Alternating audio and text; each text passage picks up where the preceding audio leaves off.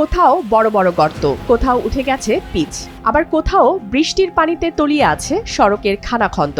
দূর থেকে দেখলে মনে হবে এ যেন কোনো পরিত্যক্ত সড়ক, অথচ প্রতিদিনই হাজার হাজার যানবাহন চলাচল করে এই পথ দিয়ে। বাগেরহাটের শরণখোলার রাজৈর বাস স্ট্যান্ড থেকে আমলাগাছিয়া কাঠের পুল পর্যন্ত প্রায় ৬ কিলোমিটার সড়কের বর্তমান চিত্র এমনই।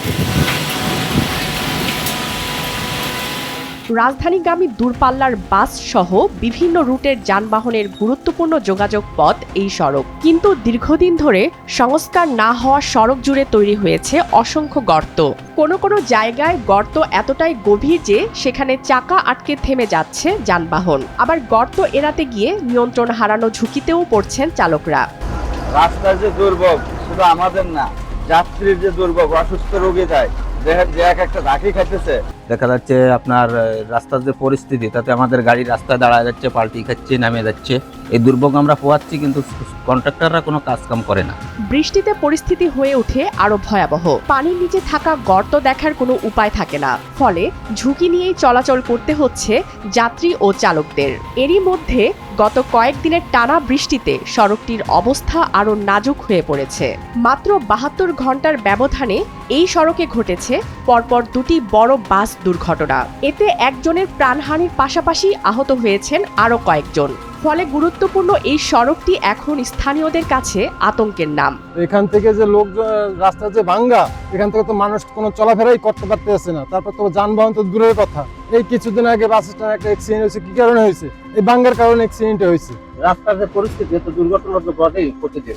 শুধু দুর্ঘটনার ঝুঁকি নয়, সড়কে বেহাল দশায় প্রতিদিনই সৃষ্টি হচ্ছে যানজট। গর্ত এড়িয়ে ধীর গতিতে চলাচল করতে গিয়ে নষ্ট হচ্ছে মানুষের মূল্যবান কর্মঘণ্টা। পাশাপাশি গর্তে পড়ে ক্ষতিগ্রস্ত হচ্ছে যানবাহনের বিভিন্ন যন্ত্রাংশ। স্থানীয়দের অভিযোগ, দীর্ঘদিন ধরেই সড়কটি সংস্কারের দাবি জানিয়ে আসছেন তারা। এক পর্যায়ে একটি ঠিকাদারি প্রতিষ্ঠান সংস্কারের কাজ শুরু করলেও কিছু অংশ করার পর কাজ ফেলে রাখে। এরপর দীর্ঘদিন ধরে অসমাপ্ত অবস্থায় পড়ে আছে গুরুত্বপূর্ণ এই সড়ক। ১ বছরের বেশি হয় এই মেরামতের কাজ বলে এরকম ফেলাই রাখছে, কাজ হয় না, মানুষ চলতে পারে না, ছোট গাড়ি তো মানে চলতেই পারে না। হ্যাঁ, অসুস্থ মানুষ তো গাড়িতে চলতে পারে না, বিকল্প পথে যেতে হয়। এ বিষয়ে বাগেরহাট সড়ক ও জনপথ বিভাগের নির্বাহী প্রকৌশলী মোহাম্মদ আশরাফুল ইসলাম প্রাং জানান, বিভিন্ন কারণে সংস্কার কাজে কিছুটা বিলম্ব হয়েছে, তবে দ্রুত কাজ এগিয়ে নিতে যত দ্রুত সম্ভব সংস্কার কাজ শেষ করার উদ্যোগ নেওয়া হচ্ছে বলে জানান তিনি। এটা আমরা ঠিকাদার প্রতিষ্ঠানকে অনেকবার চিঠিপত্র দিয়েছি, বাতিলের জন্য চিঠি দেওয়া আছে। এরা ওই যে যেমন এখন তো বর্ষাকাল চলতেছে, বর্ষাকালের পরপরই কাজটা তারা করবে, অবশিষ্ট কাজ। আসলে আমরা সার্বিকভাবে বিষয়গুলো দেখতেছি যে কিছু কিছু ব্রিজের একটু ল্যান্ড অ্যাকোয়ারের প্রবলেম আছে। একটি সড়কের গর্ত শুধু যানবাহনের ক্ষতি করে না, কখনো কেড়ে নেয় মানুষের জীবনও।